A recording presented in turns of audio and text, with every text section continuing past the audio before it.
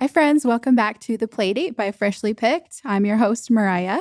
And I'm your host, Fifi. Fifi, how was your weekend? Did you do anything fun? Oh, gosh. Yes, I'm sure it was fun. Sometimes you I just saw you at that forget. wedding. Yeah. Oh, yes. There was a wedding, And you were dance kidless. recital. Yes. I didn't bring my kids to that wedding either. Honestly, it's the best sometimes. Sometimes to you just leave got to them go at home. solo because sometimes they just misbehave and you get embarrassed. But that brings us to our topic today. We're going to be talking about disciplining children.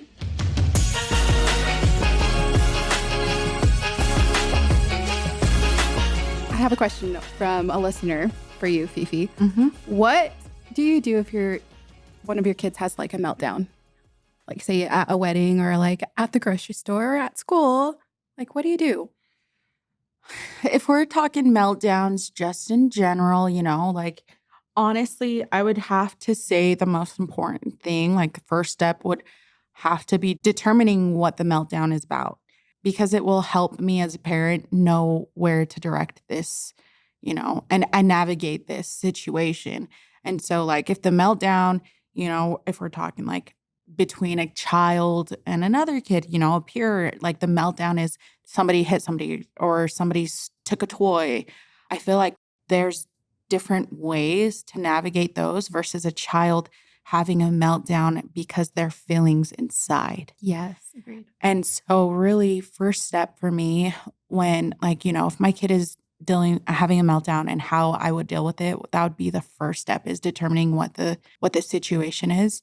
And when I do get down to the bottom of what the meltdown is about, say for instance, it has nothing to do with anyone else, it's just their own big feelings. Mm-hmm. Honestly, one of my biggest things for my kids I try to focus on is that my kids don't need my solutions. Not really, not yet. Mm-hmm. What they need is my support as a mom.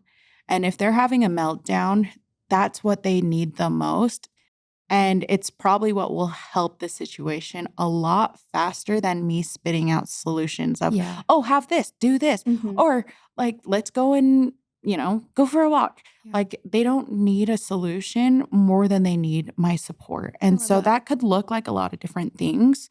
That could be me going and just giving them a hug and hugging it out. Like, I have done that with my oldest, just hugging him until he's done crying, and then we'll talk about it. Then I can give solutions. Or if they don't want me to touch them, because I have had times like that where the meltdown does not constitute a hug from mom, and I just kind of sit there and wait with them.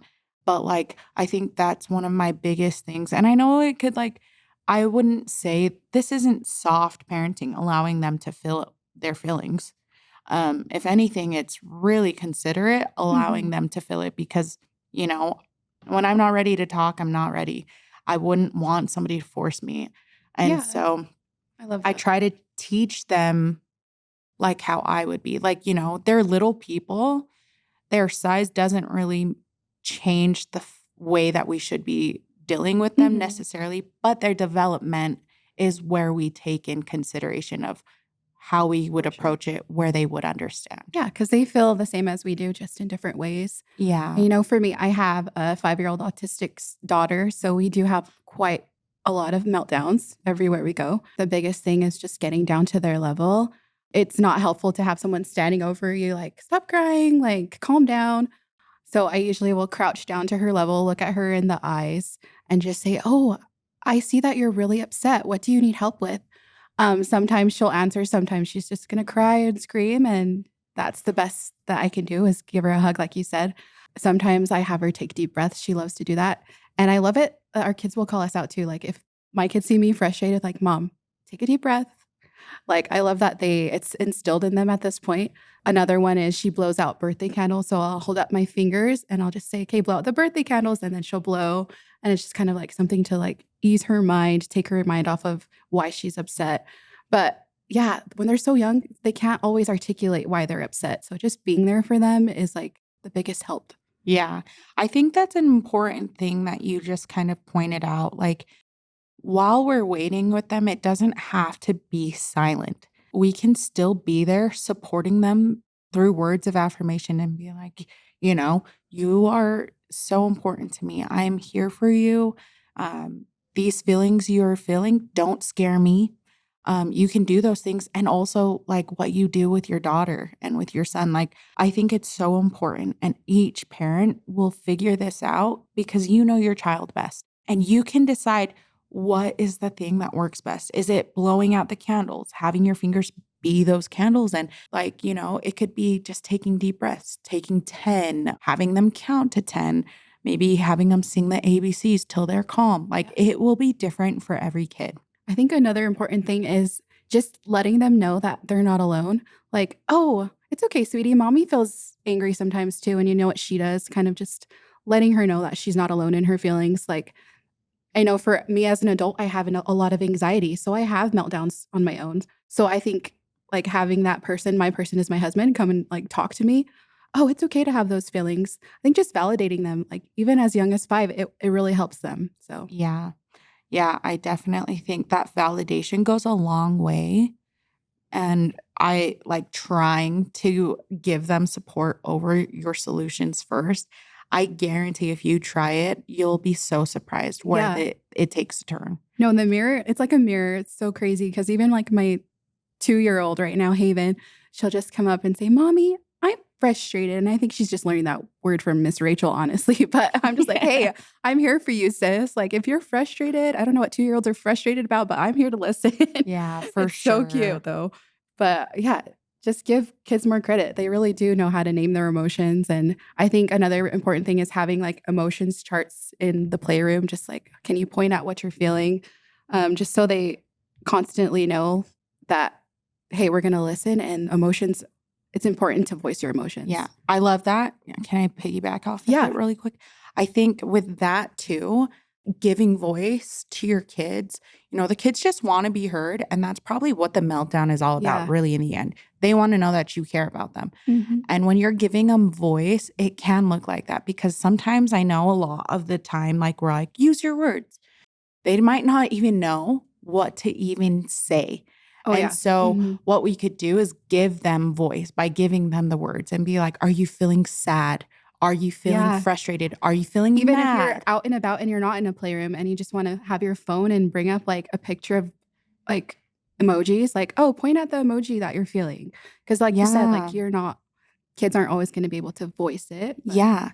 Yeah. So, I mean, allowing them to be like empowered to name the emotion they're feeling will help you as well be able to navigate to a place to bring them back down Yeah. from a crisis level, I love that. And then as they grow older, I feel like even like when they're teenagers, they'll have more of that comfort level of coming to mom and dad like, oh, Yeah. I'm feeling uneasy about going to this party, or I'm feeling a little bit jealous of so and so who's on like the soccer team kind of thing. And I feel like that connection will just go into the future. Like if you start for young, sure.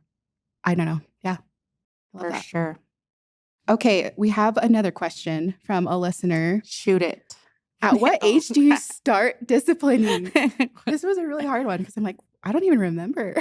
At what age do you start say disciplining? maybe 2 years old when they start to grasp things a little bit. But Yeah. even then, I feel like that's early. See, I think that we all start at a much younger age than we recognize. Yeah. Or that we even know.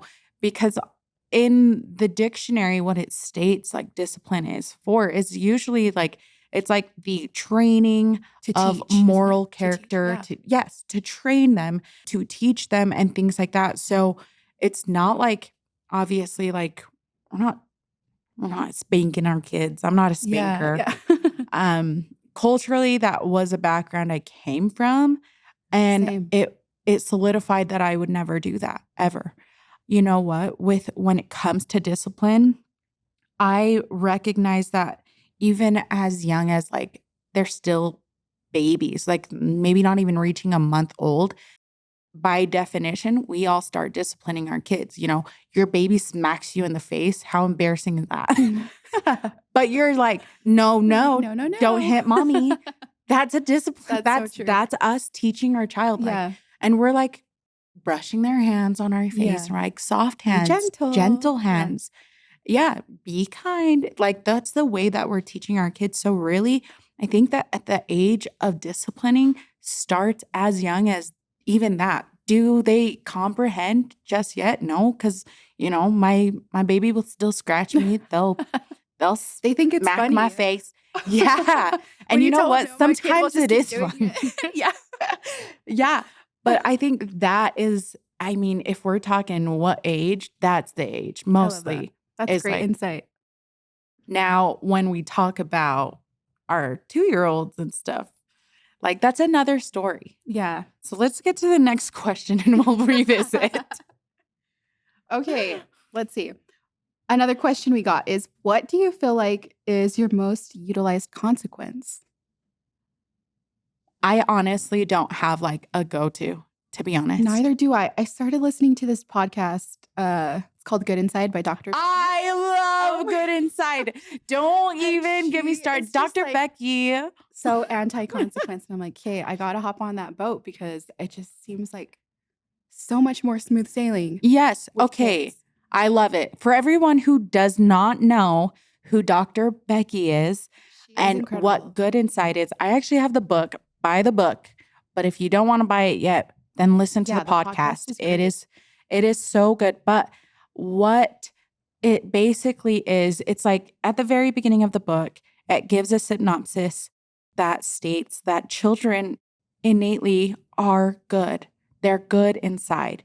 They might have bad negative behaviors, but they're not a reflection of who they are, obviously, Mhm. because in the end, they are good inside. And it is our job as parents to help mold them and teach them to become a loving, kind person. What we as parents are, like how we teach them to be, is who our children will imitate. And so that's one of the best messages that I love, love, Dr. Becky. So go ahead, answer.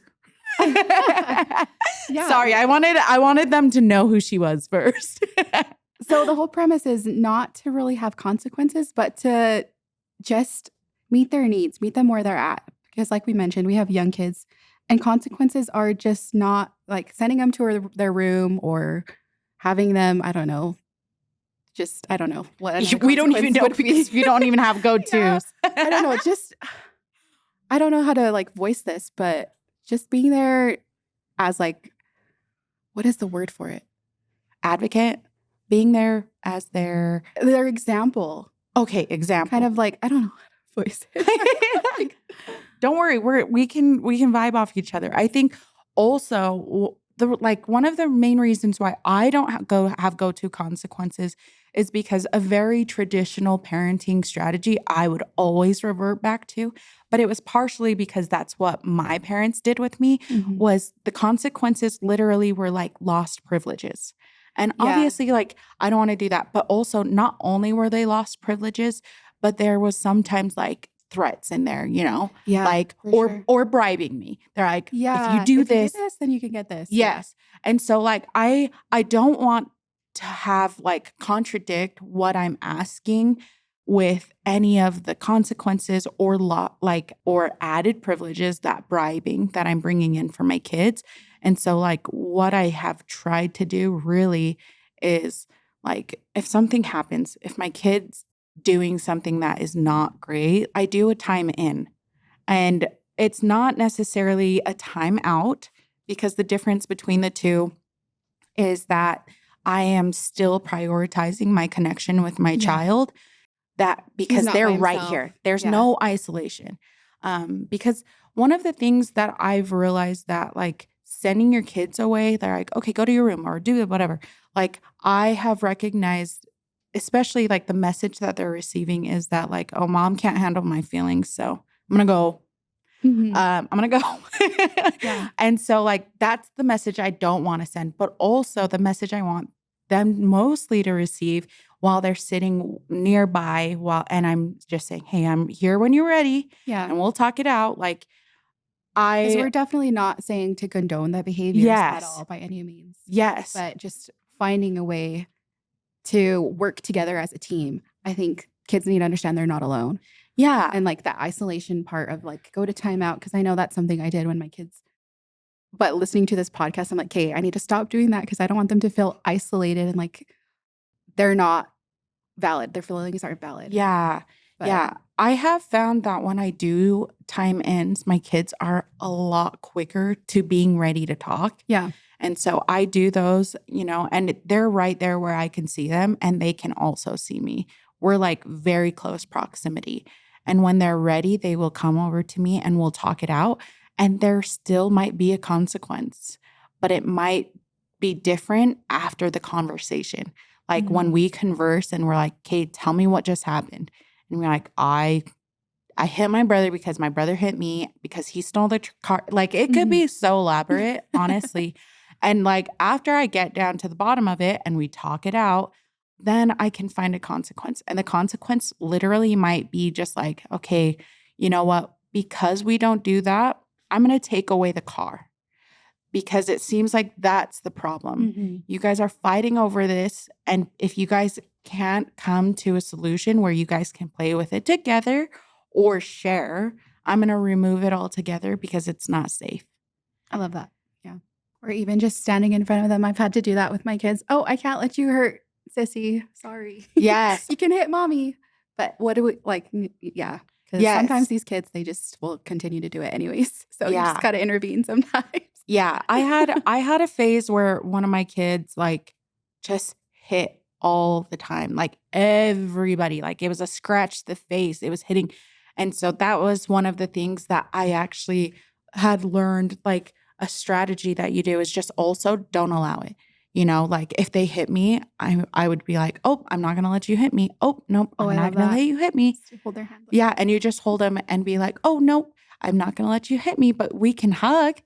And it's teaching your child safe, healthy touch rather than aggressive and volatile.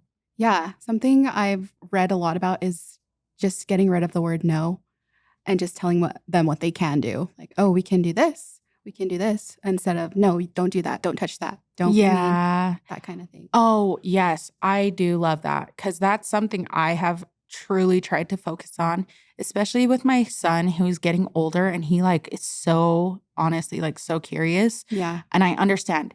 Okay, he's 5 years old. He's curious. But I also at the same time I'm like, don't run and don't do that. Honestly, I'm like, I feel that. Yeah. And I'm like, okay, I got to reframe because also I can't just tell my kid what to do without giving him the behaviors to replace it with.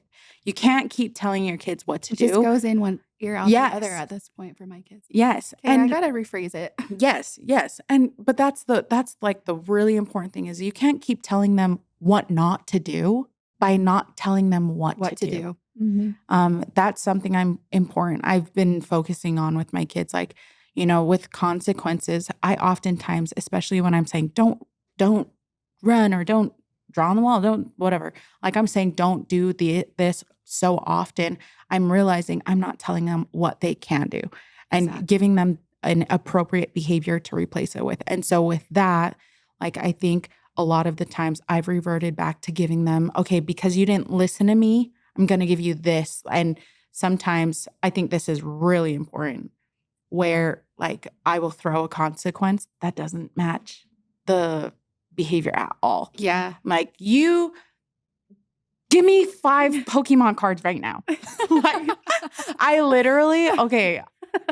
I did that to my son literally this last week. And I'm still like, I'm telling you, I'm working on my improvement every single day. All are. Yeah. But he's one where I'm like, you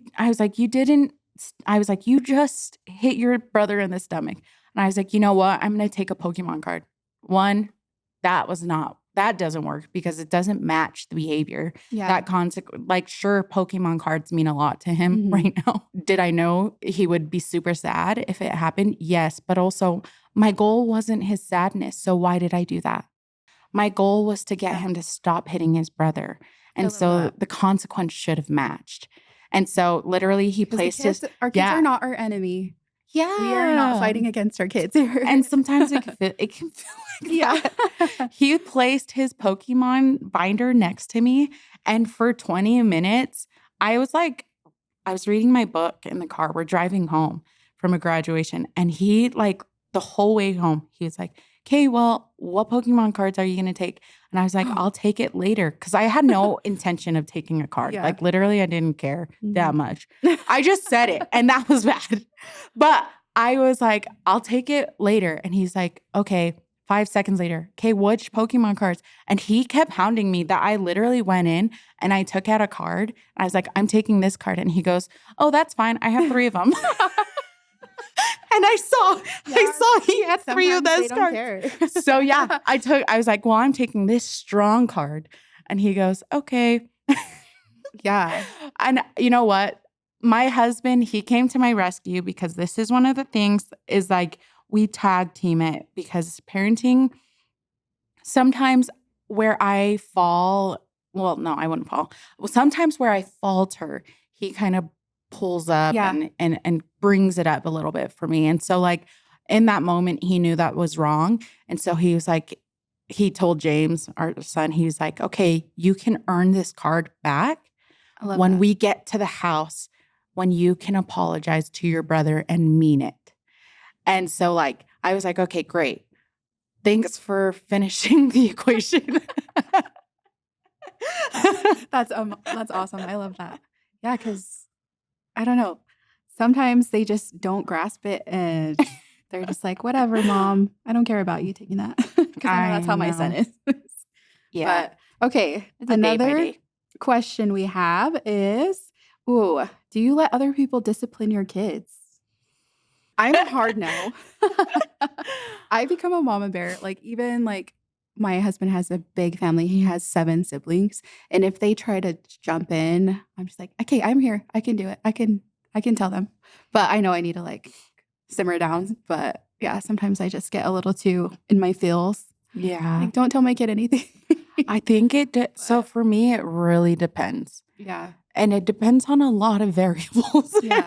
Because I know culturally, I'm Hispanic too. So like, it's a thing. Like my aunts would always tell me stuff. Yeah. And like, we just had to respect them. But I feel like with my own family, I don't want my kids to feel like, oh, just because someone's older than them, that they have to abide by what that person is saying. Yes. Because sometimes maybe that person is safe or something like that. Yes, so. I definitely agree with that. Like, I think coming out of these cultural like things from our background, like elders, you always listened no matter what. And that's something I am also trying to like break that cycle a little bit and helping them understand that they're safe adults and safe people. Here's my thing about disciplining my kids. I truly do not mind if people will like call them out on certain behaviors. You know, if my kid is really doing something naughty, like, or like, you know, they're doing something they shouldn't be doing, like by all means, like be like, hey, don't walk into the house all wet, whatever. I don't care. Like that's fine. Now here's where I draw the line. I don't like it if my child is the only one being reprimanded. Yes. Now, and that's, you know, very similar to you. Like I come from a family of 7 and like, you know, my husband has a family of 6.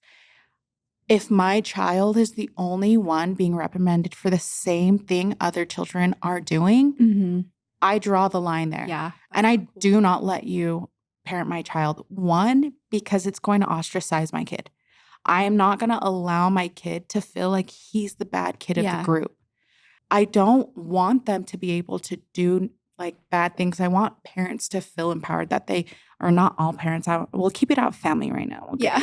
We'll keep it out family. I don't want him to feel like he's always being bad. Yeah. And he's labeled as, oh, James is the one that always starts it. Yes. I know that will become a thing in the family.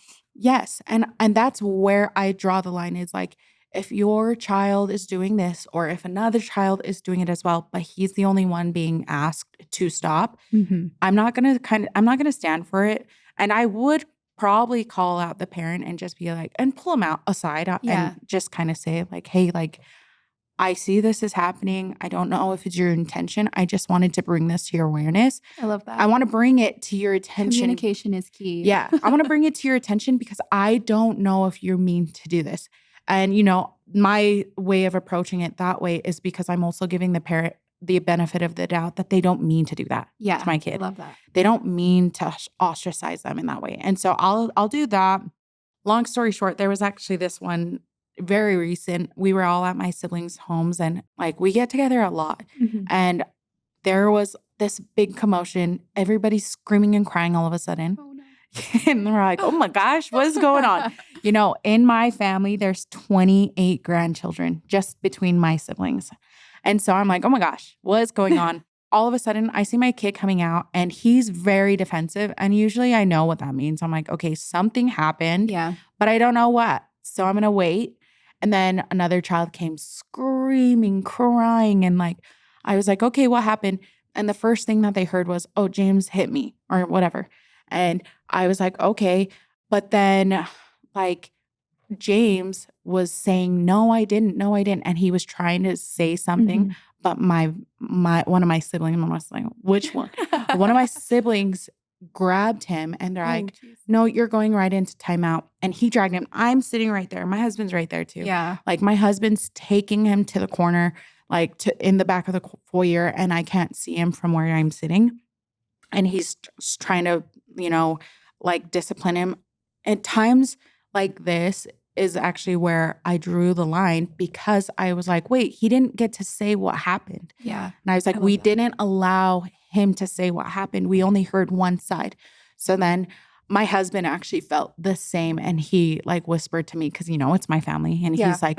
he's like, why is he taking him over there? And I was like, I don't know. I'll go get him. So I'm like, I'm calling out to him. I'm like, James, get out over here and come to me. And I'm telling him like, you can get out of timeout and come to me. Mhm. And so like it gave him the empowerment to go to me and find me. Once he came, he talked to my husband and was telling him his side of the things. And he was like, I was defending myself, but also it was an accident because he was just there. Like they were wrestling and then all of Yeah. a sudden his foot kicked him in the stomach. You know, like boys with 20, I don't even know how many you said. Did I say 28? Yeah. With how many kids there are in our There's a lot. family, like there's so many boys and they're all so rambunctious Yeah. that like those wrestling matches can really get out of hand super fast. Yeah, for sure. But with that being said, like it was an accident. Mhm. And I was like, I don't think you should necessarily punish for accidents because that's an opportunity to teach. Mostly about how he can react and go and check on the other person. I'm like, you just hurt somebody on accident. What the right thing would to do instead of defend yourself and while he's crying to his mom is to make sure he's okay Yeah. instead. I love that. And I was like, do that. And so like we used it as a teaching moment instead, whereas my other sibling would much rather had him time out. Yeah. But also that's not his choice because, you know, in the Did end, you talk I to taught your him. sibling as well, or did you just focus on James? Because that's where Um, I get tripped up because I just want to like cuss out the other person. He's like, okay, no, just kidding. I need to get better at that. But sometimes if they intervene in the wrong way, I lose it. No, But I totally get it. that's hard. Yeah. Especially Like, when it's your sibling because you're just like, dude, shut up. But yeah. And for sure on the other side, there was like a time like it was kind of probably like mid kids because like this is now my stance on Yeah. where I feel about this. But like towards the beginning of motherhood, because like all of us were parenting each other's kids because there really was only a few kids at the time. I thought it was normal. I thought it was fine. Mhm. And so I remember I had parented my sister's kid and it was not the way she would have wanted it done. And I feel bad because like I didn't know, Mhm. you know, and I was still like, I think I only had one kid at this time. And she approached me and she was like, hey, my son said that you did this. I just wanted to approach you. It actually really offended me. And I was like, since I was on this side of it now, I was like, oh my gosh, I am so sorry. I was super apologetic because one, didn't want her to feel like that. Yeah. And also like, I just like, I love my siblings' kids. I love Mhm. them so much. And I also didn't want them to feel like I'm their scary aunt they Yeah. can't go to. And so Yeah. I also was like, okay, there's certain areas that I draw the line to intervene as well with my siblings' kids, mostly because I think that there should be like, I'm your aunt. We're going to have so much fun. Yeah. And I'm not going to discipline you when your mom can do it when she's right there. Mm-hmm. But if she's not there and boy, you just did something naughty, I'm going to tell you, I'm like, hey, you should not have done that. I love that. Like, but that's as far, like, I know that that's where we as siblings, like me, but for sure in this instance that I was just saying, I just left it because I don't think it was Not ready worth it. to talk Sometimes about you just gotta fight with it. Yeah. Pick your battles. Yeah. I love that. I picked my battles and it was James. I just feel like I don't have what's the word? I don't have the chutzpah to just go up to someone like my sister-in-laws or my brother doesn't have kids yet, but I just won't go discipline their kids because I just feel like it's not my place. So I just think that other people will feel the same. I think that's what it is, the disconnect. I'm like, oh, other people probably feel the same way as I do, but that's not always the case. So Yeah, for sure. And yeah, if you don't like, and like I said, I leave it at my family. If you don't like people parenting your children, that's a hard line you should make known if somebody tries. Because for sure, yeah, like, I know yeah. something we've communicated to our family, like I mentioned, is that we do have an autistic daughter and this is what she does. Like, so don't intervene because we can do that ourselves kind Yeah. of thing. So yeah, I think just communication. Oh, all around. yeah. Oh, definitely. I think also one more thing, like my brother's son is autistic. And when we all found out like the diagnosis, that was one of my first things. I called him and I was like, hey, how do you like want us to approach, your son? Yeah. Because, our family, we do a lot of sleepovers. And that's probably why I allow people to discipline my kids, like in those types of settings, is because like I either have all the girls at my house or all the boys at my house, and like we all take turns. Mhm.